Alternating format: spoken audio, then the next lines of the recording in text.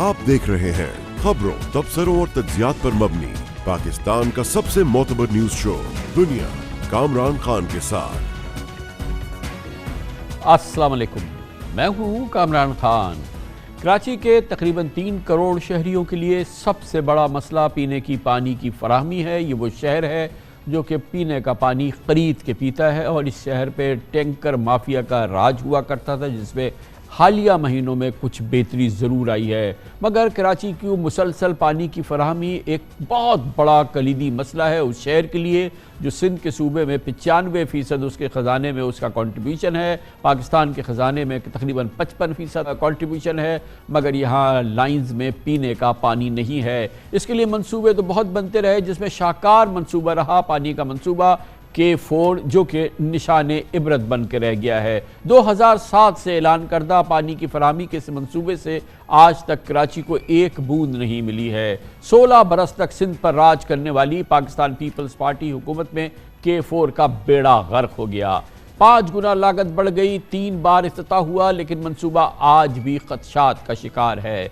2020 में PTI हुकूमत ने यह मंसूबा वापडा के हवाले करते हुए इस साल अक्टूबर में फ़ेज़ 1 मुकम्मल करने का दावा किया था। ताहम मई में वज़ीर-ए-आज़म शहबाज शरीफ ने मंसूबे का एक बार फिर इफ्तिताह कर दिया और अगले साल अक्टूबर की नई डेडलाइन दे दी। मंसूबे की तकमील के लिए 80 अरब रुपए दरकार है, जो 15 अरब रुपए मुख्तस किए गए इसके लिए, और वो भी अभी तक इत्तलात के मुताबिक जारी नहीं हुए हैं और मंसूबा अगली डेडलाइन तक भी पूरा होता नहीं दिख रहा। मंसूबे के तीसरे इफ्तिताह के मौके पर 15 बरस तक सिंध पर हुक्मरानी करने वाले पीपल्स पार्टी के बिलावल भुट्टो ने अपने ही वज़राए आला पर तंज करते हुए कहा, मंसूबे के संग बुनियाद की तकरीबात में बारहा शिरकत करने वाले वज़ीर आला सिंध ने पहली बार अपनी नाकामी का भी इख्तराफ़ किया और यकीनन इस नाकामी का सबसे बड़ा बोझ मुराद अली शाह के पे है, क्योंकि 15 साल से वो सिंध में हुक्मरानी में कलीदी हिस्सा है, पहले वज़ीर ख़जाना की हैसियत से और फिर 8 साल से चीफ मिनिस्टर ऑफ सिंध की हैसियत से।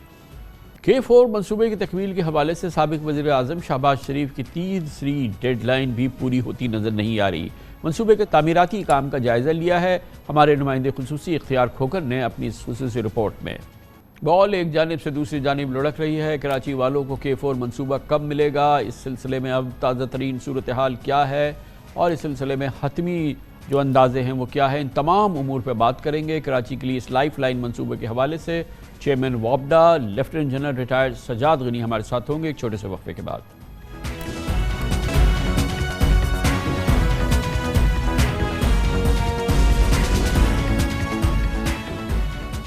पाकिस्तान के बिजनेस कैपिटल कराची की लाइफ लाइन यानी कि पानी की लाइन, कराची को पीने का पानी मिले, इसके लिए मेक और ब्रेक मंसूबा K4 मंसूबा है। इस हवाले से जिस तातुल का शिकार रहा है, जिस परेशानी का शिकार रहा है, जो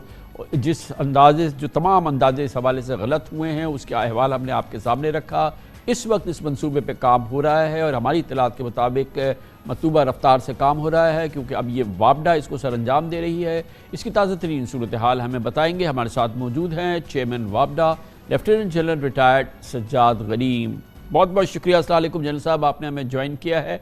जनरल साहब, पहले तो फरमा दीजिएगा कि इस वक्त करंट स्टेटस K4 का क्या है और जो आपकी अपनी टाइम लाइन्स थी क्या वो मीट हो रही हैं?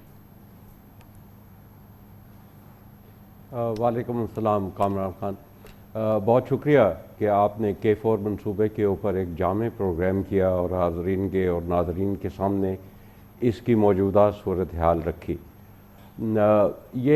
इस मंसूबे पर दर हकीकत काम पिछले साल सितंबर अक्टूबर में सैलाब के बाद शुरू हुआ और 1 साल की मुद्दत में तकरीबन हम इसका 30% काम मुकम्मल कर चुके हैं। मंसूबे की लागत 126 अरब रुपए है, जबकि आज तक इसके ऊपर 35 अरब रुपए खर्च हो चुके हैं।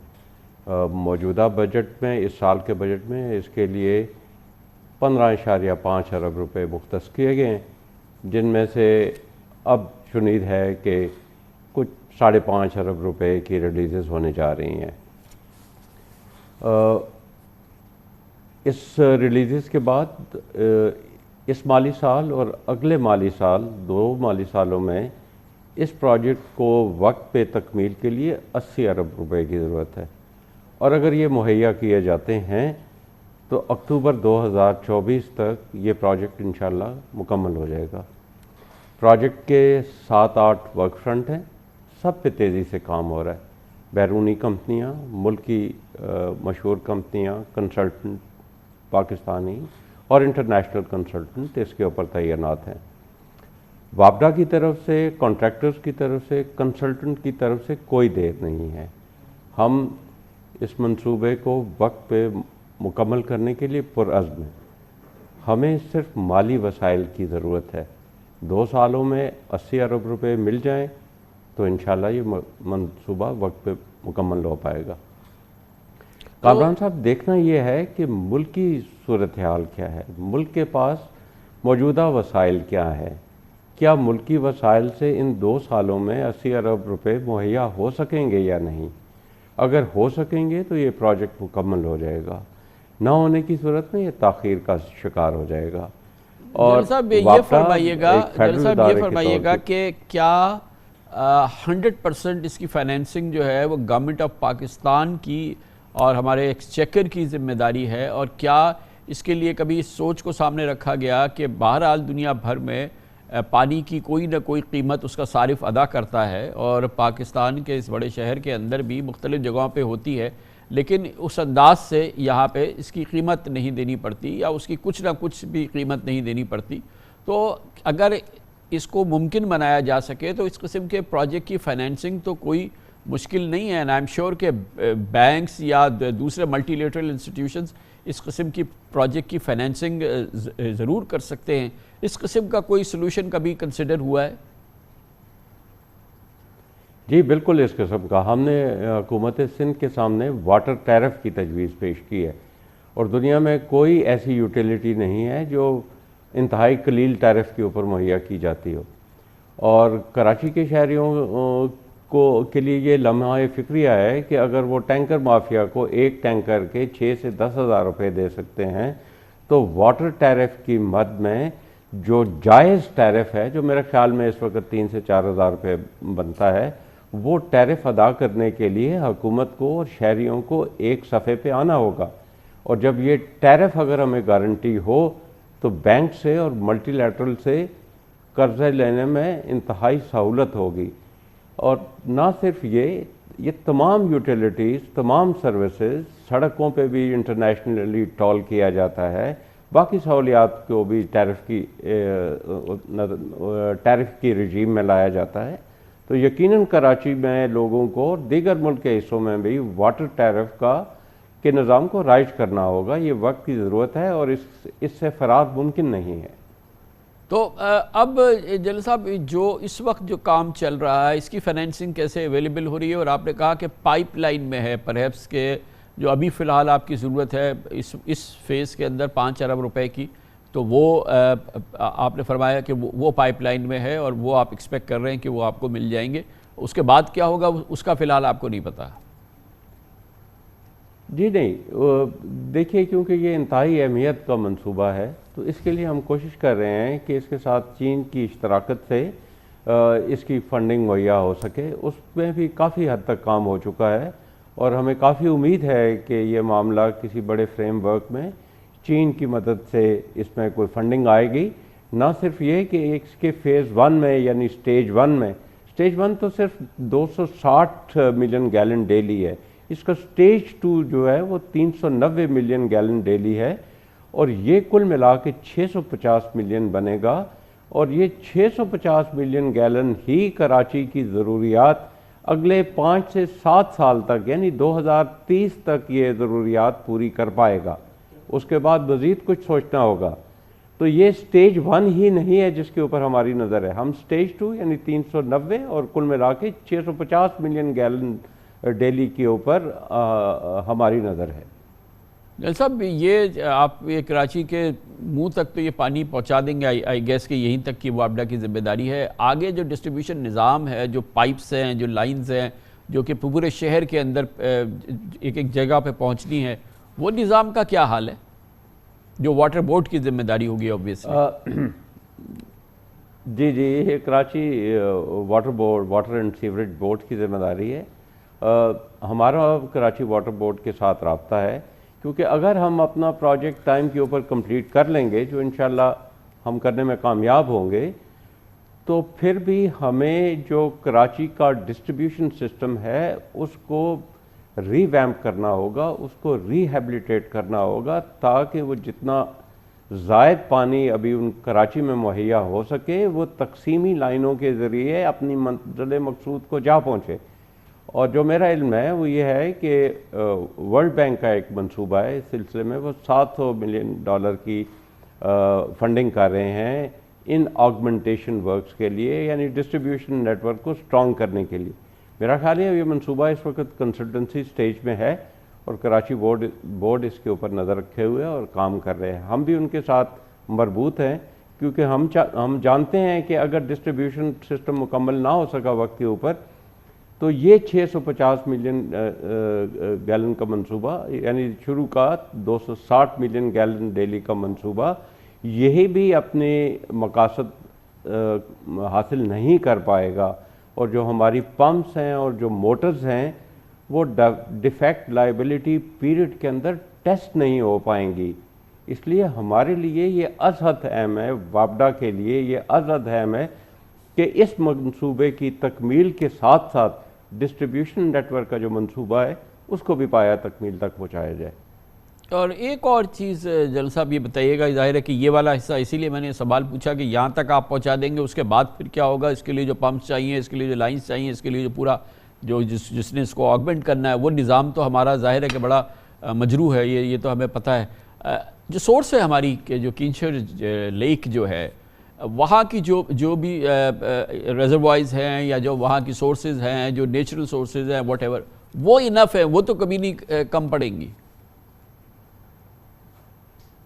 جی ابھی کلری بغاری فیڈر سے کچھ ایڈیشنل واٹر ایلوکیشنز ہوئی ہیں، اور فیڈر سے لے کے کھنجر دیگ تک لائننگ کی ضرورت ہے، اس کا منصوبہ بھی اپروو ہو چکا ہے۔ میرا خیال ہے اس منصوبے پہ حکومت سندھ کی جانب سے عنقریب اس کے اوپر کام شروع ہو جائے گا، تو واٹر الاؤنسز میں اس وقت ہمیں کوئی دشواری نہیں ہے۔ تھینک یو سو مچ، بہت بہت شکریہ۔ لیفٹیننٹ جنرل ریٹائر سجاد غنی صاحب ہمارے ساتھ تھے، چیئرمین وابڈا، اور K4 کے حوالے سے شاید اتنی ڈیٹیلڈ انفارمیشن کراچی کے شہریوں کو، پاکستان کے شہریوں کو نہیں ملی ہوگی کہ یہ منصوبہ کس جگہ کھڑا ہے، کیا مسائل ہیں، اور آگے اگر اس کو تکمیل تک پہنچانا ہے تو کیا کیا کرنا ہے، جو کہ بہت کچھ ابھی کرنا باقی ہے۔ کمرشل بریک، اس دوران نیوز ہیڈ لائنز دیکھیں، جس کے بعد اپنے پروگرام کے باقی حصے کے ساتھ واپس آتے ہیں۔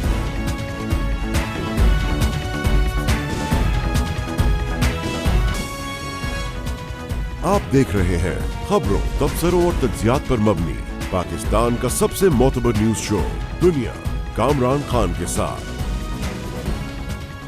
چاہے عمران خان کے کٹر حامی مانے نہ مانے، پاکستان کی ایک بڑی اکثریت آج بھی ان کو مقبول رہنما سمجھے، مگر یہ حقیقت ہے کہ ان کے حالیہ سیاسی زوال میں خود عمران خان کا اپنا ایک بہت بڑا ہاتھ تھا۔ ان کے دور اقتدار میں تحریک انصاف کے چیئرمین نے ایسے فیصلے کیے، ایسے لوگوں کو اپنی کابینہ میں شامل کیا، اور ایسے لوگ ان کے قریب تھے جن کی کرپشن کی نشاندہی بار بار کی جا رہی تھی۔ ہر لحاظ سے، ان کے کلین امیج کے لحاظ سے یہ ضروری تھا کہ عمران خان ان باتوں پہ کان دھرتے، ان چیزوں کے خلاف ایکشن لیتے، ایسے اشخاص کو اپنے سے دور کرتے، یا ان کی وسعت کو یا ان کے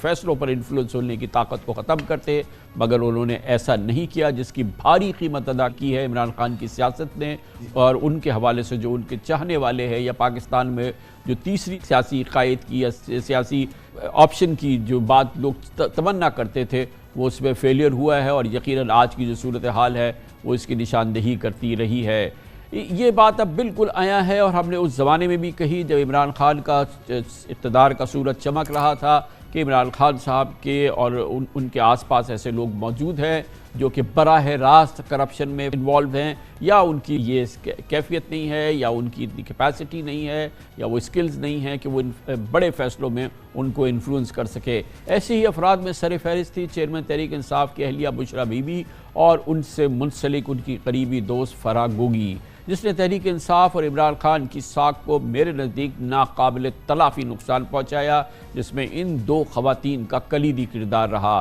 تحریک انصاف کے دور حکومت میں فرح خان یا فرح گوگی کی جانب سے کی گئی کرپشن کی تفصیلات اب سامنے آ رہی ہیں، جس کے مطابق 2017 سے 2020 کے دوران فراگوگی کے ظاہری اور غیر ظاہری اثاثوں میں 4.5 ارب روپے کا اضافہ ہوا۔ فراگوگی نے 2020 میں 95 کروڑ روپے کے اثاثوں کو تسلیم کیا، مگر اس سے ہٹ کر ان کے غیر ظاہری مگر ملکیتی اثاثے 3 ارب 82 کروڑ روپے کے تھے۔ فراگوگی کے 3 برس میں صرف ظاہری اثاثوں میں 420% اضافہ ہوا، جبکہ ان کے قابض احسن جمیل گجر اور باقی رشتہ داروں اور حصہ داروں کے اثاثے اس کے علاوہ ہیں۔ اس کے علاوہ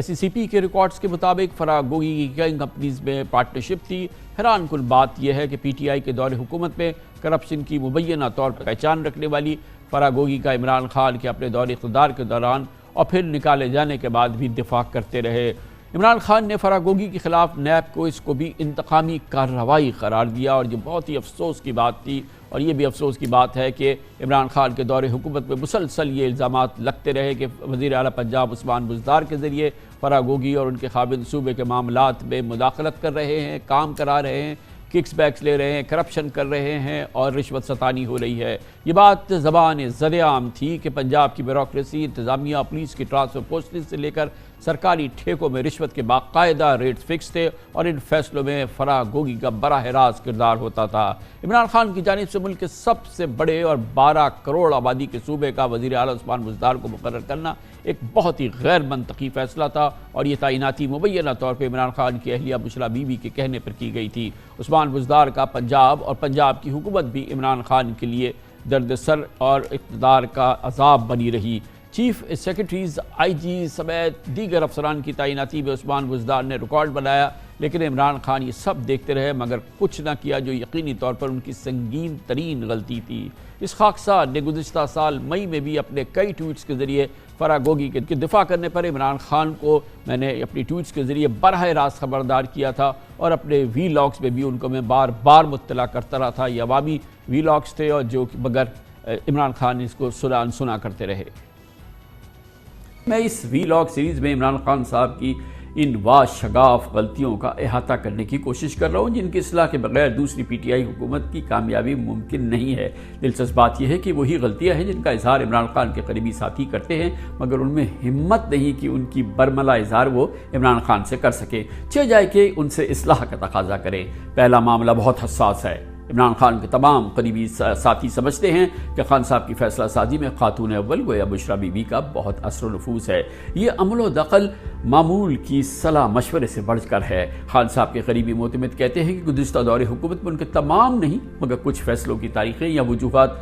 تباہم کے زمرے میں آئیں گی۔ خاتون اول سے ہی منسلک تھے کسی فراگوگی کے معاملات، جو پنجاب حکومت خاص طور پر وزیر اعلیٰ عثمان بزدار فیصلوں میں ناقابل یقین اثر و نفوذ رکھتی تھی۔ اقتدار کے ممکنہ دوسرے دور کے کلیدی فیصلوں میں فلکیات یا مافوق الفطرت سوچ کا گزر بھی نہیں ہونا چاہیے۔ عمران خان کے قریبی حلقوں میں کسی فراگوگی کی کوئی گنجائش نہیں ہونی چاہیے۔ مجھے امید ہے اور دعا بھی ہے کہ عمران خان گزشتہ دور کی غلطیاں نہ دہرانے کے عمل کا آغاز گھر سے کریں گے۔ ہم ہی نہیں، عمران خان کے ماضی کے قریب ترین تمام ساتھی پارٹی کے بانیوں نے بھی عمران خان کی آنکھیں کھولنے کی کوشش کی اور بتایا کہ کس طرح پنجاب میں وزیر اعلیٰ نے خرابہ پروری اور کرپشن کا بازار گرم کر رکھا ہے۔ یہی نہیں بلکہ یہ بات 100% صحیح ہے اور یقینی ہے کہ اس وقت کے army chief general Qamar Javed Bajwa نے بھی عمران خان صاحب کو براہ راست اس حوالے سے شواہد اور ثبوت پیش کیے تھے، ان کو اس سلسلے میں آگاہ کیا تھا اور ان کو بتایا تھا کہ یہ کرپشن کا بازار ہے جو کہ ان کے گھر سے چل رہا ہے، اور اس میں سب سے اہم ایک بڑا واقعہ جو تھا وہ اس وقت کے director general inter services intelligence general Asim Munir کا تھا، جنہوں نے سب سے پہلے عمران خان کے سامنے ثبوت کے ساتھ فراگوگی کی کرپشن کے معاملات اور ان کی اہلیہ کے مبینہ کرپشن کے معاملات سامنے رکھے تھے، جس کی پاداش کے نتیجے میں عمران خان نے بجائے اس کے اس پہ ایکشن کرتے اس وقت DGI جنرل عاصم منیر کو ٹرانسفر کر دیا تھا، اس کے احکامات جاری کر دیے تھے۔ فراگوگی کا کردار اور اس سلسلے میں پنجاب میں جو کرپشن ہوتی رہی ہے، یقیناً وہ عمران خان کے کردار اور سیاسی امیج کے حوالے سے اس کا بے پناہ کردار رہا ہے۔ عوام چاہے اب اس سے متاثر ہوں یا نہ ہو، مگر یہ اپنی جگہ ایک حقیقت ہے۔ اس پر بات کرنے کے لیے ہمارے ساتھ موجود ہیں ممتاز سینئر صحافی انویسٹیگیٹو جرنلسٹ ہیں زاہد گشکوری۔ بہت بہت شکریہ زاہد گشکوری صاحب۔ یہ بتائیے گا کہ آج یہ ڈیٹیلز جو ہیں یہ ظاہر کی ہے، پرہیپس یہ گورنمنٹ کی طرف سے آئی ہیں، گورنمنٹ کے اداروں کی طرف سے آئی ہیں، اور جس میں انہوں نے کہ اس فراگوگی کے ایسٹس اور جو ڈکلیئرڈ ایسٹس ہیں اور ان ڈکلیئرڈ ایسٹس ہیں ان کے بارے میں بات ہوئی، چاہے اس کی جو بھی یہ کتنے ایکوریٹ ہیں یا کتنے یہ جو ہیں یہ کورٹ آف لاء میں جو ہیں یہ ثابت ہو سکتے ہیں، اس پہ سزا ہو سکتی ہے یا نہیں، مگر یہ تو ایک بیونڈ ڈاؤٹ بات ہے نا کہ پنجاب کی حکومت میں 3.5 سال تک فرح گوگی کا اور بشرا بی بی کا راج رہا، اور یہ جو فیصلے ہوتے تھے اس میں بے پناہ کلیدی کردار ہوا کرتا تھا، اور انفلوئنس ہوتا تھا، اور تبادلے، پوسٹنگز، ٹھیکے، یہ تمام کاموں میں فرح گوگی کا ایک بہت بڑا ایک بازار تھا جو کہ لگا ہوا تھا۔ جی خان صاحب، دیکھیے گزشتہ 2 سال سے اس سٹوری پر ایز اے رپورٹر جو میں نے کام کیا ہے، میں نے اس کو اس پیرامیٹر میں دیکھا ہے 46 ایسی شخصیات ہیں جو 3 مختلف کیسز جو کہ اربوں روپے کے مبینہ طور پر کرپشن کے کیسز ہیں اس سے جڑے ہیں، ان کی ڈیٹیلز میں آپ کے سامنے رکھوں گا۔ جو فرح شہزادی کی آپ بات کریں، 2003 میں ان کا ایک کاروبار چھوٹے سے شروع ہوتا ہے جو کہ لاکھوں میں ہوتا ہے، لیکن آپ کو 2018 سے 22 کا جو دورانیہ ہے، یہ جو بڑی شخصیات ہیں ارد گرد، یہ لاکھوں نہیں، کروڑوں نہیں، اربوں میں آپ کو دولت کا ایک ریل پیل نظر آتا ہے۔ پورے پاکستان میں آپ کو پراپرٹیز خریدتے ہوئے، مکانات خریدتے ہوئے، آپ کو بڑی بڑی گاڑیاں خریدتے ہوئے، اس کا ریکارڈ کچھ یوں ہے جو اب تک انویسٹیگیٹرز نے اکٹھا کیا ہے۔ اگر آپ دیکھیے اس میں جو فرح شہزادی کا رول ہے، انہوں نے کمپنیاں بنائیں، اب تک جو ریکارڈ سامنے آیا ہے 11 کمپنیاں 2017 کے بعد سے 2022 تک انہوں نے بنائی ہیں۔ ان تمام کمپنیوں کا جو حجم ہے کاروبار کا وہ 4 ارب سے زائد کا ہے، اور یکدم سے 2019 سے 21 کا جو دورانیہ ہے وہ اربوں میں چلا جاتا ہے۔ اس میں بزنس پارٹنر کئی لوگ ہیں، بشرا خان جو کہ ان کی والدہ ہیں، وہ 4 کمپنیوں میں ان کی پارٹنر ہیں، اس کے علاوہ 7 اور پارٹنر ہیں۔ جس طریقے سے حمیرہ باجوہ کا ایک کردار ہے وہ بڑا امپورٹنٹ ہے، پھر ان کی بہن تھی مسرت خان، احسن اقبال گجر، یہ ایک وہ کردار تھے۔ اگر آپ اس اربوں کے کھیل کو دیکھیے کہ جو جہاں بڑا بزنس ہو رہا ہوتا تھا، جس طرح رنگ روڈ ایک بڑا پروجیکٹ تھا اس وقت کی گورنمنٹ کا، وہاں پر انہوں نے ایک 200 کنال کا رقبہ خریدا ایک آدمی سے، اور پھر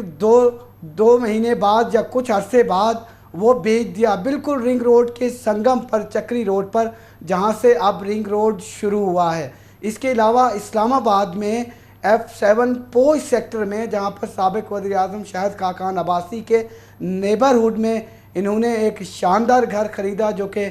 20 کروڑ سے زائد کی مالیت کا تھا۔ 2021-22 میں اس کا ریکارڈ ملا ہے۔ پھر آپ دیکھیے ایک مہنگی ترین فرینچ پورشے گاڑی جو کہ اس کے لیے انہوں نے $5 لاکھ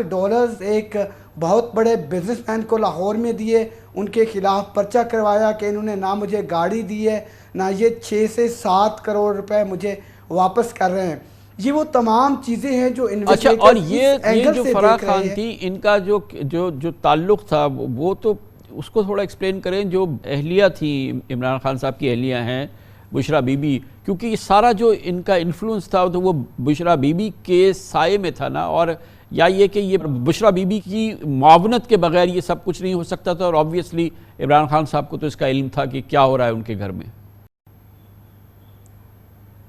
یہی تو بات کامران خان صاحب، انویسٹیگیٹرز یہی لنک جو ایک انویسٹیگیشن کا گیپ نظر آتا تھا پہلے کہ کس طریقے سے 7 لاکھ جو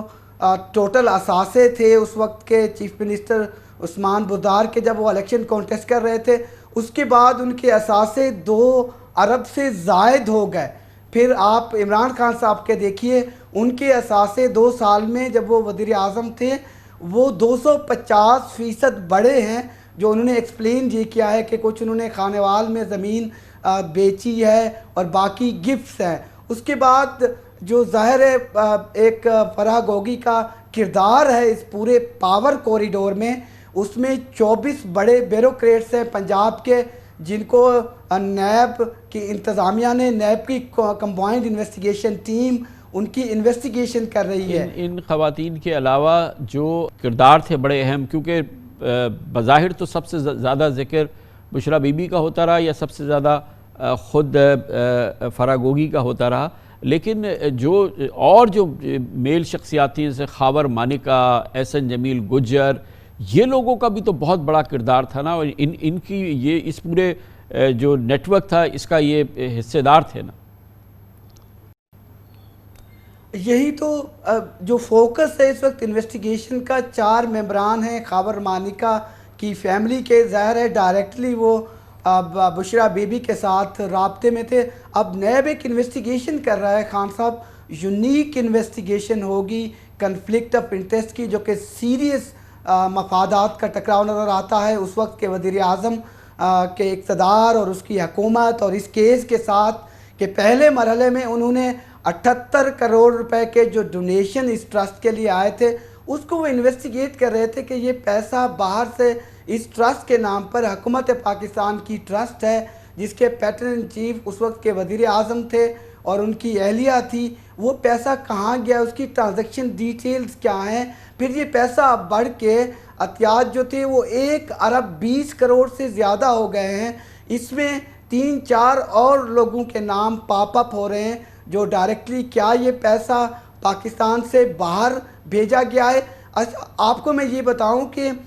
یہ ایک یونیک انویسٹیگیشن اس سینس میں پاکستان کی ریسنٹ ہسٹری میں اس لیے ہے، آپ ٹی ٹی کے کیسز جو کہ مقصود چپڑاسی کے تھے، سابق وزیر اعظم شہباز شریف کی فیملی کے، ان کو آپ بھول جائیں گے۔ آپ اسی طرح سے مشتاق مہر اور حامد سمو جنہوں نے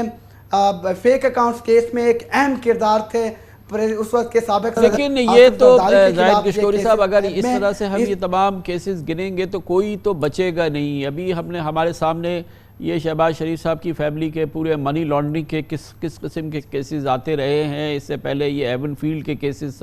سامنے آتے رہے ہیں، اس کے علاوہ تمام جو کیسز ہیں مسلسل سامنے آتے رہے، مگر جس قسم کا یہ کیریکٹرز اس وقت سامنے آئے تھے، یہ فرح گوگی جیسی شخصیات یا بشرا بی بی جیسی شخصیات، ایسی شخصیات ہر دور میں موجود رہی ہیں اور وہ بڑی آئیڈینٹیفائڈ رہی ہیں، لوگ اچھی طرح سے جانتے تھے، لیکن عمران خان سے توقع نہیں تھی، یا ان کی جو سیاست تھی یا ان کی جو سیاسی جماعت تھی اس سے یہ توقع نہیں تھی کہ وہ اس قسم کے لوگوں کے تھرو ان کی چھتری کے تحت یا ان کی ناک کے نیچے یا ان کے گھر میں اس قسم کے لوگ جو ہیں وہ آپریٹ کر رہے ہوں گے اور اس قسم کے کرپشن کا بازار گرم ہوگا۔ اس لحاظ سے یہ بہت یونیک معاملہ ہے۔ دیکھیے خان صاحب، یہ کیس ایک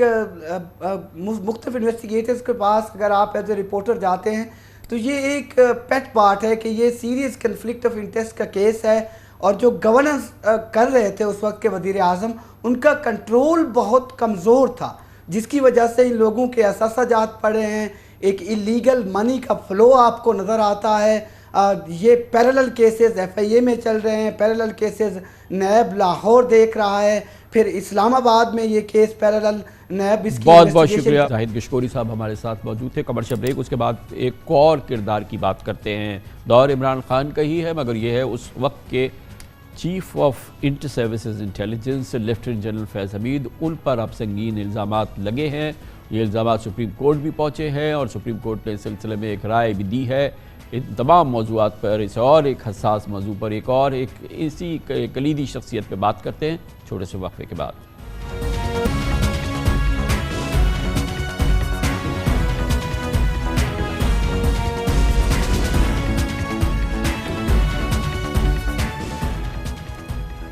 آئی ایس آئی کے سابق سربراہ لیفٹیننٹ جنرل ریٹائرڈ فیض حمید اپنی مدت ملازمت کے دوران مختلف حوالوں سے مسلسل خبروں میں رہے، لیکن 3 نومبر کو سپریم کورٹ میں دائر کی جانے والی درخواست کے بعد ان کے حوالے سے ایک بڑا سنگین قضیہ سامنے آیا ہے اور وہ ایک بہت ہی سنگین الزامات کی زد میں ہیں۔ اس درخواست میں جنرل فیض حمید پر اربوں روپے کی زمین ہتھیانے کے لیے ریاستی قوت استعمال کرنے کا الزام لگایا گیا ہے۔ درخواست گزار معیز احمد خان ایک ہاؤسنگ سوسائٹی کے مالک ہے جنہوں نے 3 نومبر کو جنرل فیض حمید کے خلاف سپریم کورٹ میں آرٹیکل 184(3) کے تحت درخواست دائر کی، جس میں وفاقی حکومت اور سابق D G I S I general Faiz Hamid سمیت حساس اداروں کے افسران سمیت 100 نامعلوم افراد کو نامزد کیا۔ درخواست گزار نے موقف اختیار کیا کہ وہ 2011 سے اسلام آباد کی ایک ہاؤسنگ سوسائٹی کے مالک ہیں جس نے تمام قانونی تقاضے پورے کرنے کے بعد ہاؤسنگ سوسائٹی میں تعمیرات شروع کی۔ 12 مئی 2017 کو جنرل فیض حمید کی ہدایت پہ، جو کہ اس وقت ISI میں ڈائریکٹر جنرل سی کے عہدے پر فائز تھے، پنجاب رینجرز اور حساس اداروں کے اہلکاروں نے ان کے گھر اور دفاتر پہ چھاپے مارے اور کوئی غیر قانونی چیز نہ ملنے پر گھر سے ہاؤسنگ سوسائٹی کی ملکیتی کاغذات اور قیمتی اشیاء لے گئے۔ الزام لگایا گیا کہ اس غیر قانونی چھاپے کے دوران ان کی اور ان کی ٹیم سمیت 6 افراد کو کئی روز تک غیر قانونی طور پہ حراست میں بھی رکھا گیا اور ہاؤسنگ سوسائٹی کے شیئرز کی منتقلی کے لیے دباؤ ڈالا جاتا رہا، اور اس کے بعد دہشت گردی کا ایک مقدمہ ان پر قائم کر کے CTD تھانے منتقل کر دیا گیا۔ اس امپورٹنٹ درخواست میں مزید کیا الزامات لگائے گئے تھے، ان کی کیا تفصیلات تھی، ہم آپ کو بتاتے ہیں اس خصوصی report. Top city housing society کے مالک اور CEO معیز احمد خان نے سپریم کورٹ میں دائر درخواست میں الزام عائد کیا کہ 12 مئی 2017 کو سابق DG ISI lieutenant general Faiz حمید کی ایما پر پنجاب رینجرز اور حساس ادارے کے اہلکاروں نے ان کے گھر پر چھاپا مارا اور ہاؤسنگ اسکیم کی ملکیت کی دستاویزات سمیت گھر میں موجود 400 تولے سونا اور نقدی سمیٹ لیے۔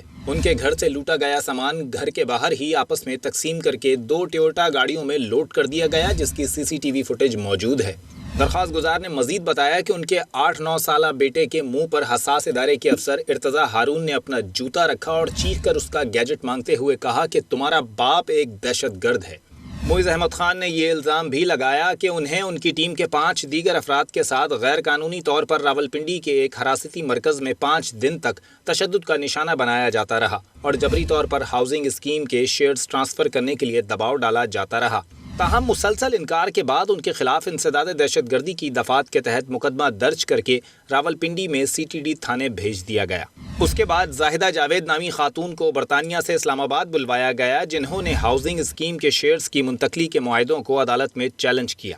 لیکن عدالت نے ان کی درخواست مسترد کر دی۔ معیز احمد کی درخواست کے مطابق جب انہیں CTD کے حوالے کیا گیا تھا تو اس رات ان کے سسر ملنے آئے، لیکن جنرل فیض حمید کی ٹیم نے انہیں بھی اغوا کر لیا اور 45 دن تک غیر قانونی قید میں رکھا۔ پھر جب ان کے سسر کو رہائی ملی تو وہ کینسر کے مریض بن چکے تھے اور چند ہی روز میں ان کا انتقال ہو گیا۔ اس غیر قانونی تحویل کے دوران ملٹری انٹیلیجنس کے افسران نے بھی ان کے خاندان سے 12 مئی کے واقعے کی تفصیلات جاننے کے لیے رابطے کیے۔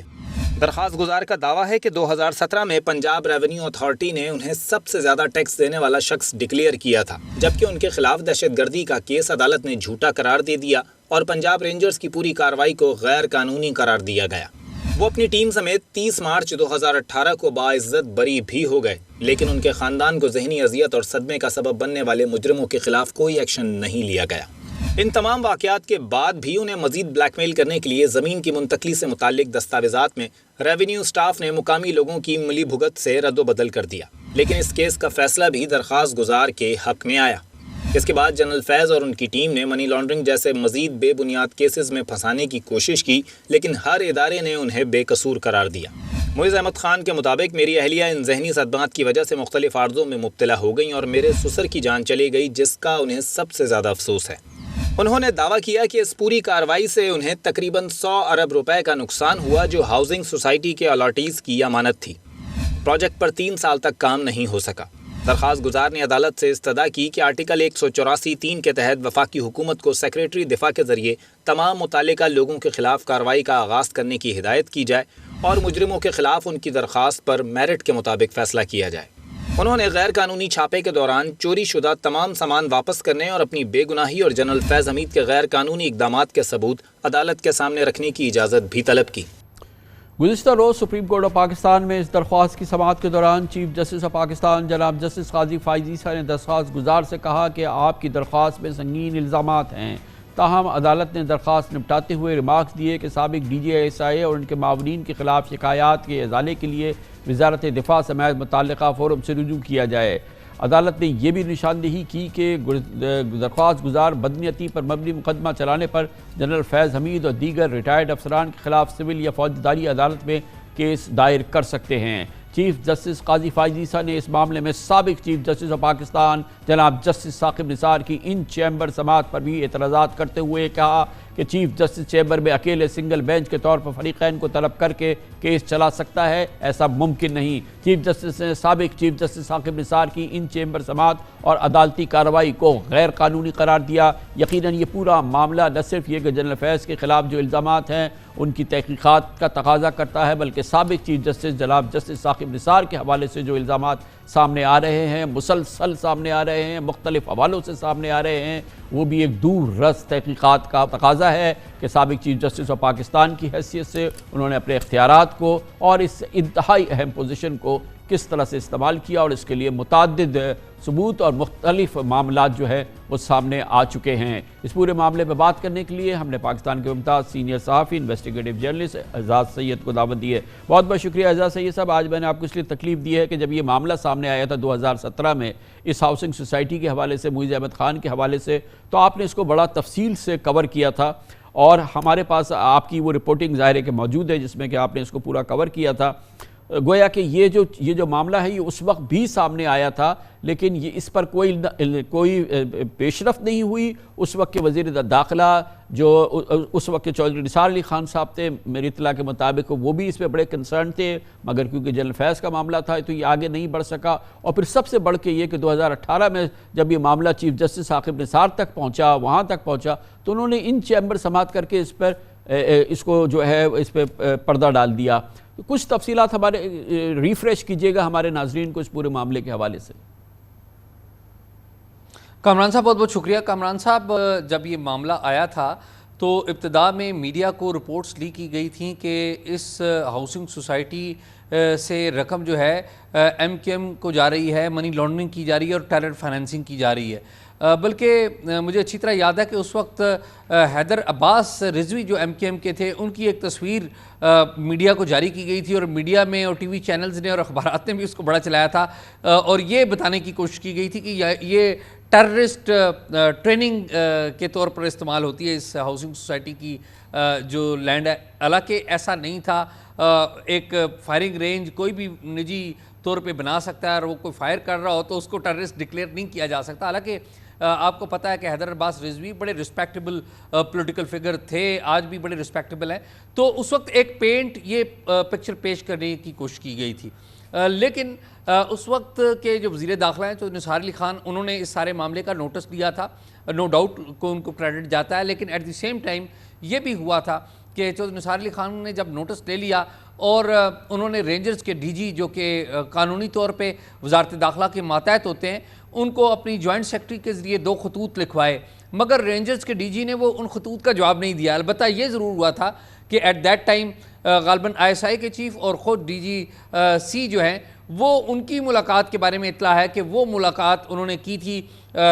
ان سے جو چودھری نثار علی خان ہیں، اور پھر معاملہ دب گیا تھا۔ شاید چودھری نثار علی خان کو یہ بتایا گیا تھا کہ ان کے پاس کوئی ٹیررزم کے ایویڈنسز ہیں، اس لیے یہ چھاپا مارا گیا، لیکن عملی طور پہ کسی قسم کا کوئی ایویڈنس نہیں تھا۔ اور بعد میں یہ معاملہ اسلام آباد پولیس کے پاس بھی نہیں گیا تھا، جو کہ ٹیکنیکلی یہ جورسڈکشن اسلام آباد پولیس کی تھی، لیکن یہ معاملہ C T D Punjab Rawalpindi کے حوالے کر دیا گیا تھا۔ اور بعد میں کمپلیننٹ کے معیز احمد خان کے جو ایلیگیشنز ہیں کہ اصل معاملہ ان کی زمین پہ قبضہ کا تھا، اور جنرل فیض کے مبینہ طور پہ ان کے بقول ان کے بھائی کے اس میں انٹرسٹ تھے، جس کے بعد ان کو فورس کیا گیا کہ اس ہاؤسنگ جو سوسائٹی ہے، جو ریل اسٹیٹ ہے، اس کے شیئرز جو ہیں کسی اور کے نام منتقل کی جائے۔ ان الزامات میں کس حد تک اس وقت آپ کو صداقت نظر آئی تھی؟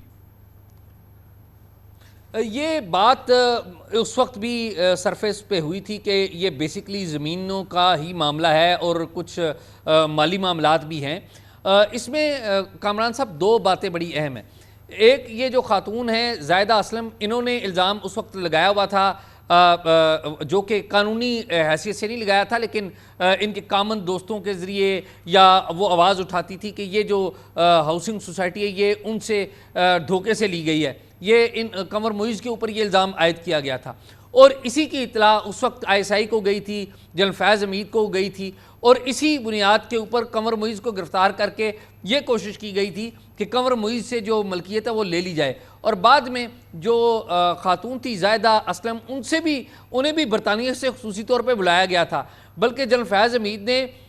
جو خاتون تھی برطانیہ سے آئی زائدہ اسلم، ان سے براہ راست ملاقات کر کے انہیں بھی درخواست کی کہ یہ جو زمین ہے وہ ان کو دے دی جائے، یا ان سے کہا گیا تھا کہ یہ زمین اگر وہ لے لیں تو ان کو کوئی اعتراض تو نہیں ہوگا. تو یہ براہ راست بات خود جنرل فیض حمید نے اس خاتون سے بھی کی تھی. یہ الگ بات ہے کہ اس خاتون کا جو کلیم ہے ابھی تک قانونی اعتبار سے، یعنی کہ کسی عدالت کے لیول پہ اس کو ایکسیپٹ نہیں کیا گیا. یہ پورا معاملہ پھر اس وقت تو پھر دب گیا، پھر جو بھی انفلوئنس رہا ہوگا یا نہیں رہا ہوگا، اس کے بعد پھر یہ جو ثاقب نثار صاحب جسٹس چیف جسٹس اس وقت کے، ان کے سامنے معاملہ آیا اور وہ اس کو ان چیمبر سماعت میں انہوں نے اس کو فارغ کر دیا. ظاہر ہے چیف جسٹس ثاقب نثار کے حوالے سے متعدد معاملات جو ہیں وہ سامنے آ رہے ہیں، آتے رہے ہیں. یہ بھی ایک بڑا سنگین معاملہ ہے جس کو پھر کل چیف جسٹس آف پاکستان جناب جسٹس قاضی فائز عیسیٰ نے اس کا ذکر کیا ہے، اور انہوں نے کہا کہ یہ کیسے ممکن ہوا کہ ان چیمبر آپ نے اس سنگین کیس کو نمٹا دیا. کامران صاحب،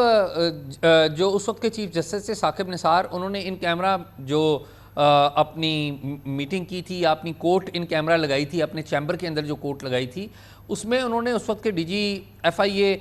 بشیر میمن کو بلایا تھا، اور آتے ساتھ ان کو بشیر میمن کو کہا تھا کہ قمر معیز کو گرفتار کر لے. تو بشیر میمن نے ان کو کہا تھا کہ وہ ان کو گرفتار نہیں کر سکتے کیونکہ ان کے خلاف کوئی انکوائری نہیں ہے، تو اس کے لیے انکوائری ہونا چاہیے. اور بعد میں ایک تحقیقاتی کمیٹی قائم کی گئی جس نے کوئی رپورٹ دی، اور اس کے بعد اچانک وہ جو رپورٹ ایف آئی اے نے دی تھی وہ اس خاتون کے حق میں دی تھی، لیکن اچانک اس خاتون کو اطلاع دی گئی کہ یہ کیس ختم ہو چکا ہے. اب وہ خاتون جو ہیں وہ الزام عائد کرتی ہیں کہ ثاقب نثار نے مبینہ طور پر اس عورت کے مطابق کافی پیسے لیے ہیں، پیسے لے کے یہ سارا معاملہ ختم کیا. یہ جو اصل معاملہ ہے نا، جو معیز احمد خان کی جو کمپلینٹ ہے کہ جو ان کے گھر پہ ہوا، جو پھر ریڈ ہوا جس میں انہوں نے کہا کہ یہ اہلکار تھے، اس میں رینجرز والے تھے، اور جس کا بھی آپ نے بھی ذکر کیا، اور انہوں نے گرافک اس کی اطلاع دی، ان کے وکیل نے بھی دی کہ ہمارے پاس پورا ویڈیو ایویڈنس ہے کس طرح سے گھر کو لوٹا گیا. وہ تو اپنی جگہ ہوا ہے اسی طرح سے، اور اس کے بعد ان کو اٹھا کے لے گئے، پھر کسی سیف ہاؤس میں رکھا گیا، یہ سب کچھ تو ہوا. اس میں تو کسی قسم کا کوئی شک نہیں. اس بات کی گواہی تو اس جو قمر معیز ہے اس کے جو پڑوسی ہیں وہ بھی دیتے ہیں، اس بات کی گواہی تو ان کی فیملی ممبرز دیتے ہیں. اور کامران صاحب، افسوسناک بات یہ ہے کہ جب یہ سارا ریڈ کیا گیا تو قمر معیز کو اور اس کے اہل خانہ کی بڑی توہین کی گئی. قمر معیز کے اور یہ نوبت کیوں آئی تھی، یہ نوبت کیوں آئی تھی جو اس قسم کا ریڈ کیا گیا، جس کو کہ بعد میں عدالتوں نے بھی بالکل ٹوٹلی ڈسمس کر دیا، سب کچھ ہوا. یہ وہ کیا ٹپنگ پوائنٹ تھا جب یہ ریڈ ہوا تھا؟ دراصل جو اس وقت کے آئی ایس آئی چیف تھے ان کو اس بات کی اطلاع تھی کہ قمر معیز جو ہیں ان کے خیال میں، یا ان کے پاس جو اطلاع تھی کہ ان کے پاس جو زمین ہے وہ قانونی نہیں ہے، اور ایٹ دی سیم ٹائم ان کو یہ بھی اطلاع تھی کہ یہ جو قمر معیز ہیں ان کے ایم کیو ایم کے ساتھ بڑے تعلقات ہیں. اور آپ کو یاد ہو کامران صاحب، یہ 2017 کا واقعہ ہے، مئی کے مہینے کا. اس سے پہلے ایک سال چند ماہ پہلے ہی 2016 میں ایم کیو ایم کے خلاف آپ کو پتہ ہے ایک پورا جو الطاف حسین صاحب نے ایک تقریر کی تھی، اس کے بعد پورا ایک کریک ڈاؤن چل رہا تھا. تو یہ وہ فیز تھا جس کو ایشو بنا کر اس وقت کے جو آئی ایس آئی چیف تھے، بظاہر ایسا ہی نظر آ رہا ہے کہ وہ یہ زمین بھی ہتھیانا چاہتے تھے، اور انہوں نے اس گھر سے جو ریڈ کر کے جو قیمتی اشیاء لی گئیں، جیولری لی گئیں، ان کے حوالے سے بھی اب الزامات ان کے اوپر عائد ہوتے ہیں. اچھا، اس کی پھر بعد میں کسی قسم کی کوئی انڈیپینڈنٹ تحقیقات آج تک نہیں ہوئی ہے ان تمام الزامات کی، اس پورے اسکینڈل کی؟ کامران صاحب نہیں ہوئی اس کی تحقیقات. اس کی وجہ یہ ہے کہ اس وقت کے جو وزیر داخلہ ہیں چودھری نثار علی خان، انیشلی تو وہ بڑے گرمجوش تھے کہ وہ اس کی تحقیقات کریں گے، لیکن بعد میں انہوں نے خاموشی اختیار کر لی، انہوں نے چپ سادھ لی، کیونکہ ہم نے دیکھا کہ چودھری نثار علی خان کی ادروائز تو بڑی اچھی رپیوٹ تھی، لیکن وہ پولیس کے اوپر بڑا برستے تھے، سول انتظامیہ پر بڑا برستے تھے. لیکن جب بھی کوئی معاملہ آتا تھا فوجی افسران کا یا آئی ایس آئی کا، تو وہ اس کے اوپر اسی بات میں عافیت سمجھتے رہے کہ خاموشی اختیار کر لی جائے. اور بہت سارے ایسے واقعات ہیں جس میں جب سینئر فوجی افسران کے معاملات ان کے سامنے آئے تو انہوں نے خاموشی بھی اختیار کی. بلکہ آپ کو یہ بھی یاد کراتا چلوں کہ 2014 کے دھرنوں کے جو مرکزی کردار تھے اس وقت کے ISI چیف جنرل ظہیر الاسلام جب ریٹائر ہوئے تھے تو باوجود اس کے کہ ان کے بارے میں اطلاعات تھیں اور بڑی ٹینجیبل اطلاعات تھیں کہ انہوں نے دھرنوں میں اہم کردار ادا کیا تھا، تو نثار علی خان نے ان کو الوداعی پارٹی دی تھی، بلکہ ان کو سیونیئر بھی دیا تھا وزارت داخلہ میں۔ بہت شکریہ اعزاز سید ہمارے ساتھ موجود تھے۔ خبر بریک اس کے بعد ذکر کرتے ہیں۔ سی پیک کے لیے مسئلہ ہے کیونکہ IPPs کی جو سی پیک کی بجلی کمپنیز ہیں جو کہ سی پیک کے تحت لگی ان کو ادائیگیاں نہیں ہو رہی ہے، اس حوالے سے ان IPPs کمپنیز کی بے چینی ہے اور اس کا حکومت پاکستان کو علم ہے۔ وزارت خارجہ نے باقاعدہ وزارت خزانہ اور بجلی کی وزارتوں سے کہا ہے کہ ان ادائیگیوں کا فوری اہتمام کرے کیونکہ اس کی وجہ سے سی پیک پر اثرات ہو رہے ہیں۔ اس کی بات کرتے ہیں چھوٹے سے وقفے کے بعد۔ پاکستان اور چین کے درمیان سی پیک کے تحت چینی کمپنیز کو جو بجلی کی کمپنیز ہیں ادائیگیوں کا مسئلہ بلجھ رہا ہے۔ ایک طرف حکومت چین کی پاور کمپنیز کو ادائیگیوں سے قاصر ہے، دوسری جانب سیکیورٹی معاملات پر بھی چین کی مکمل تسلی نہیں ہو سکی ہے، یعنی مالیاتی اور سیکیورٹی اعتبار سے پاکستان وہ اقدامات کرنے میں ناکام رہا ہے جس کا سی پیک اور چین متقاضی ہے۔ حکومت پاکستان چین کی پاور کمپنیز کو 300 ارب روپے کی ادائیگیاں ابھی اس کو لاگو ہے، ان کو کرنی ہے، جس میں تاخیر پر چینی حکومت اور نجی سرمایہ کار ناراض ہیں۔ اسی پس منظر میں وزارت خارجہ نے وزارت خزانہ و پاور ڈویژن کو تنبیہ کی ہے کہ وہ چینی پاور کمپنیز کی ادائیگیوں کا مسئلہ حل کریں کیونکہ یہ مسئلہ چین کے ساتھ مستقبل میں توانائی کے تعاون میں رکاوٹ بن سکتا ہے۔ سابق وزیر اعظم سے سابق وزیر خزانہ تک یہ مسئلہ اجاگر کرتے رہے۔ حال ہی میں private power and infrastructure board نے چینی IPP سمیت پاور پلانٹس کو ادائیگیوں سے متعلق اپنے تحفظات سے اسٹیٹ بینک آف پاکستان کو بھی آگاہ کیا۔ بورڈ کا کہنا تھا کہ اسٹیٹ بینک نے پاکستانی روپے کو $600 ملین میں تبدیل نہیں کیا، جس سے پاور پروڈیوسرز کے لیے سنگین مسائل پیدا ہو رہے ہیں۔ ماہرین کے مطابق بقایا جات کی جلد ادائیگی اور مستقبل کی ادائیگیوں سے متعلق ایک طریقہ کار وضع کرنا انتہائی ضروری ہے۔ ساتھ ہی ریوالونگ اکاؤنٹس کے مسائل کا بھی حل ڈھونڈنا ضروری ہے جو عرصے سے التوا کا شکار ہے۔ دوسری جانب وزارت خارجہ نے پاور ڈویژن سے گوادر میں 300 میگا واٹ کے کوئلے سے چلنے والے پاور پلانٹ کی تعمیر سے متعلق وضاحت بھی طلب کی ہے۔ پچھلے ماہ نگراں وزیر اعظم کے دورہ چین کے موقع پہ چینی وزیر اعظم نے پاکستان میں مارکیٹ کے اصولوں کی بنیاد پر صنعتی ترقیاتی پارکس اور اسپیشل اکنامک زون میں تعاون کی یقین دہانی کرائی۔ نگراں وزیر اعظم کی چینی صدر سے ملاقات میں چین نے ایک بار پھر پاکستان میں مختلف منصوبوں پر کام کرنے والے چینی شہریوں کے تحفظ اور ان کی سلامتی کو یقینی بنانے پر زور دیا تھا۔ چینی صدر کا کہنا تھا کہ ہمیں امید ہے پاکستان چینی اداروں اور اہلکاروں کے تحفظ کی ضمانت دے گا۔ رواں دواں سی پیک بحالی منصوبے کی گیند اب پاکستان کے کورٹ میں ہے، تمام حالات اس بات کی نشاندہی کر رہی ہے۔ اس پر مزید بات کرتے ہیں، ہمارے ساتھ موجود ہیں ممتاز سینئر صحافی معاشی اور انرجی امور خالد مصطفیٰ۔ بہت بہت شکریہ خالد مصطفیٰ صاحب، آپ نے ہمیں جوائن کیا۔ یہ فرمائیے گا کہ اس وقت جو سی پیک کے حوالے سے شاید سب سے بڑا مسئلہ جو ہے یہ جو چائنیز IPPs ہیں ان کی ادائیگی ہم نہیں کر پائے ہیں، جو اوور ڈیوز ہیں ان کے وہ نہیں ادا کر پائے ہیں۔ کتنا سیریس یہ مسئلہ ہو چکا ہے کیونکہ ہم کئی سالوں سے اور 3 حکومتوں سے تو اس کا ذکر بار بار سنتے رہے ہیں، پہلے PTI کی حکومت میں سنتے رہے، پھر PDM کی حکومت میں سنتے رہے اور اب اس حکومت میں بھی ہم سن رہے ہیں۔ جی السلام علیکم کامران صاحب، بہت بہت شکریہ آپ نے مجھے انوائٹ کیا اپنے پروگرام میں۔ دیکھیے as far as the CPEC issues are concerned, CPEC کے پرابلمز جو ہیں سی پیک IPPs کے حوالے سے اگر میں بات کروں تو یہ کافی عرصے سے چلے آ رہے ہیں۔ ایکچولی یہ ہے کہ پاکستان کا جو پاور سیکٹر ہے وہ ان وائیبل ہو چکا ہوا ہے، وہ اس لحاظ سے ہو چکا ہوا ہے کہ جس ملک میں چوری ہو اور جس ملک میں سب سے زیادہ جو ہے لائن لاسز ہوں، ریکوری بہت کم ہو، اور وہاں پہ جب پیسے آپ جو آپ الیکٹریسٹی بنائیں اور وہ آپ پاور ہاؤس کو اس کے اگینسٹ پیسے نہ دے سکیں ڈیوائسز کے، تو وہ یا تو پاور جنریشن کم کر دیتے ہیں، اپنی کیپیسٹی کو ریڈیوس کر دیتے ہیں چلانے کی جو کیپیسٹی ہوتی ہے، یا وہ پھر ان وائیبل ہونا شروع ہو جاتا ہے۔ تو اس میں ایک اور مسئلہ بھی ہے نا، یہ جو آپ نے بتایا کہ لائن لاسز ہوں، چوری ہو، انیفیشنٹ ہو، اور پھر بجلی سستی بھی بیچ رہے ہوں۔ اب سے پہلے تو ہم بجلی بھی یعنی کہ مطلوبہ جو اس کی قیمت ہونی چاہیے اس پہ نہیں بیچ رہے تھے نا، سبسیڈائز کر رہے تھے۔ جی بالکل یہی بات ہے۔ ایکچولی یہ پاور ٹیرف انکریز اسی لیے کر رہے ہوتے ہیں کہ ہم نے سرکو ڈیٹ کو کم کرنا ہے، لیکن سرکو ڈیٹ تو بڑھتا چلا جا رہا ہے۔ سوال یہ پیدا ہوتا ہے کہ وہ کون سی چیزیں ہیں جو کہ ہمیں سرکو ڈیٹ بڑھنے سے روک سکیں اور ہمیں جو پیمنٹس کی ادائیگی ہے آن ٹائم کرنے میں مدد دے۔ اس پہ کوئی کام نہیں ہو رہا. اگر آپ کے چوری جو ہے 589 بلین روپیز کی ہے پر ایئر,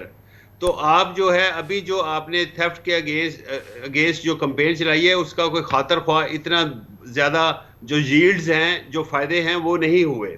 اب سوال یہ پیدا ہوتا ہے کہ جو سی پیک پروجیکٹس پہ اگر آپ آ جائیں تو آپ نے گوادر پروجیکٹس کا ذکر کیا. پروجیکٹس کے حوالے سے بات ہوئی چائنا کے ساتھ, تو چائنا کی جو سائنوشور کمپنی ہے جو کہ انشورنس کرتی ہے, اس نے کہا جی کہ میں نے انشورنس نہیں کرنی اس پروجیکٹ کی. اس کی وجہ وہ انہوں نے یہ بتائی کہ یہ پیمنٹس نہیں ہمیں کر رہے. اور جو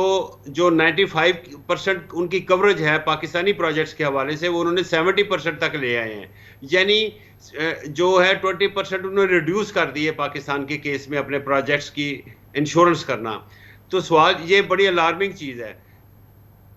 تو اس کا مطلب ہے اگر ہم ان کی مزید پیمنٹس اگر کافی حد تک ڈیلے کرتے چلے جائیں گے تو وہ یہ بھی تھریٹ موجود ہے کہ وہ پاکستان میں کوئی پاور پلانٹس نہ لگائیں. اب سوال یہ پیدا ہوتا ہے کہ ہم ان کی ادائیگی کیوں نہیں کر پا رہے. ایک تو وجہ یہ ہے کہ پاکستان میں جو ڈالرز میں آپ پیمنٹ اس لیے نہیں کر پا رہے کہ پاکستان میں جو ڈالرز ہیں, وہ جو آپ کے فارن ایکسچینج ریزروز ہیں, وہ بیسڈ آن لونز ہیں آلریڈی, اور آپ کے پاس وہ ڈپلیٹ ہوتے چلے جا رہے ہیں کیونکہ آپ نے حال ہی میں کچھ پیمنٹس بھی کی ہیں, اور اوپر سے IMF بھی ہٹ گیا ہے. تو یہ پیمنٹس اب اتنی تیزی سے وہ نہیں کر پائیں گے کیونکہ پھر جو ڈالر خالد مصطفیٰ جو ہے وہ صاحب دیکھیں نا, یہ جو اس وقت کرنٹ سٹیٹس ہے جس کی آپ بات کر رہے ہیں, ہم ذکر کر رہے ہیں, یہ تو چین کی سب سے بڑی جو سرمایہ کاری تھی سی پیک کے تحت, وہ تو بجلی کے منصوبوں میں ہی ہوئی تھی. اس کے بعد پھر دوسرے فیز کے اندر پھر یہ اکنامک زونز بننے تھے اور یہ سارا کچھ ہونا تھا. اب اس میں ہی ان کی کمپنیز کا جو ایکسپیرینس ہے, جو کہ ان کو ظاہر ہے کہ جو ان کے ڈیوز ہیں وہ ان کو نہیں مل رہے, ان کی پیمنٹس ان کو نہیں مل رہی, ان کو اپنے انٹرسٹ پیمنٹ نہیں مل رہی, اور پھر حکومت کے بھی مسائل ہیں, اور پھر یہ پرائیویٹ کمپنیز. تو یہ جو ایکسپیرینس رہا ہے اب تک کا سی پیک کے حوالے سے چائنیز کمپنیز کا, جو پرائیویٹ کمپنیز ہیں ان کا, وہ تو بہت ہی ایک تلخ ایکسپیرینس ہے, اور آگے چل کے اس میں مزید ہم خرابی دیکھ رہے ہیں. تو اس کا مطلب یہ ہے کہ پورا جو سی پیک کا جو معاملہ ہے, یہ جو پورا سی پیک کا پروجیکٹ ہے, وہ خود اس وقت خطرے میں پڑا ہوا ہے. اس میں کوئی شک نہیں ہے. پچھلے دنوں میرا خود پرسنلی انٹریکشن ہوا تھا کوئی چائنیز کمپنیز کے ساتھ, اور وہ ان کا اسی ایشوز پہ میرے ساتھ ان کی بات ہوئی تھی. تو وہ کہہ رہے تھے کہ اگر یہ فردر ڈیلے کریں گے تو ہو سکتا ہے کہ ہم آگے سے یہ ڈیسیژن کریں پاکستان میں فردر انویسٹمنٹ ہم پاور سیکٹر میں نہ کریں. تو یہ انہوں نے بٹوین دا لائنز میرے ساتھ بات کی تھی, اور اس پہ میں نے رپورٹ بھی کیا تھا. اب سوال یہ ہے کہ ہم نے جو ان وائبل کر دیا ہے پورے کا پورا جو سیکٹر ہے, اس کو وائبل کیسے کرنا ہے. تو وائبل کرنے کے لیے ایک اور انہوں نے ملٹی پرونگڈ پالیسی اپنائی ہے, اور آج ہی کے دن ہمارا ایک ڈیلیگیشن گیا ہے کرگستان. وہاں پہ محمد علی صاحب جو ہمارے کیئر ٹیکر انرجی منسٹر ہیں, ان کی سربراہی میں گیا ہے, اور وہ وہاں پہ بات کریں گے کہ جو سینٹرل ایشین اسٹیٹس ہیں, کیا ہم ان کو جو سردیوں میں ہیں الیکٹریسٹی اپنی گرمیوں میں الیکٹریسٹی, ان کو سردیوں میں الیکٹریسٹی ہم ان کو بھیج سکتے ہیں کہ نہیں بھیج سکتے. کیونکہ وہ کاسا پروجیکٹس کے ذریعے ہم ان سے 5 جو مہینے ہیں گرمیوں کے, ان سے الیکٹریسٹی خریدیں گے, اور ہم چاہ رہے ہیں کہ 7 ماہ میں اپنی الیکٹریسٹی, جو کہ ہمارا ملک سرپلس ہے اور کیپیسٹی پیمنٹ کے بھی ایشوز آ رہے ہیں ہمیں, تو ہم بھی اپنی الیکٹریسٹی جو سرپلس ہے وہ سینٹرل ایشین اسٹیٹس کو بھیجیں. کرگستان ٹرانسمیشن اور ڈسٹریبیوشن کیسے پاسبل ہوگی یہاں سے کرگستان ہم بجلی بھیجیں گے کیسے؟ وہ ایسے کہ جو کاسا پروجیکٹ ہے, جو ٹرانسمیشن لائن کا جو پروجیکٹ ہے وہ لگ رہا ہے, اور تقریباً 63% وہ کمپلیٹ ہو چکا ہوا ہے. تو وہ اگر 2 سالوں کے اندر کمپلیٹ ہو جاتا ہے تو اس پروجیکٹس کے تحت ہم نے سائن کیا ہوا ہے, اور افغانستان نے بھی سائن کیا ہوا ہے کہ ہم ان سے الیکٹریسٹی خریدیں گے, اور وہ ہمیں ہائیڈروجن جو الیکٹریسٹی ہائیڈل الیکٹریسٹی جو سستی ہے وہ ہمیں دیں گے 5 ماہ کے لیے, اور ہمیں دیں گے. ہمارے پاس چونکہ سرپلس ہے تو ہمیں سردیوں میں ہمارے پاس تو جو ڈیمانڈ ہے وہ بہت زیادہ کم ہو جاتی ہے, ہماری کنزمپشن کم ہو جاتی ہے, تو ہمارے پاس بہت زیادہ الیکٹریسٹی ہوگی. تو ہم چاہتے ہیں کہ ہم اسی سٹرکچر کو یوز کرتے ہوئے ہم الیکٹریسٹی جو ہے وہ 7 ماہ کے لیے ہم جو ہے انہیں ایکسپورٹ کریں. بہت شکریہ خالد مصطفیٰ صاحب ہمارے ساتھ. اس کے ساتھ ہی ہمارے آج کے پروگرام کا اختتام ہوتا ہے. کل آپ سے پھر ملاقات ہوگی انشاءاللہ. کل تک کے لیے کامران خان کو اجازت. اللہ حافظ و ناصر.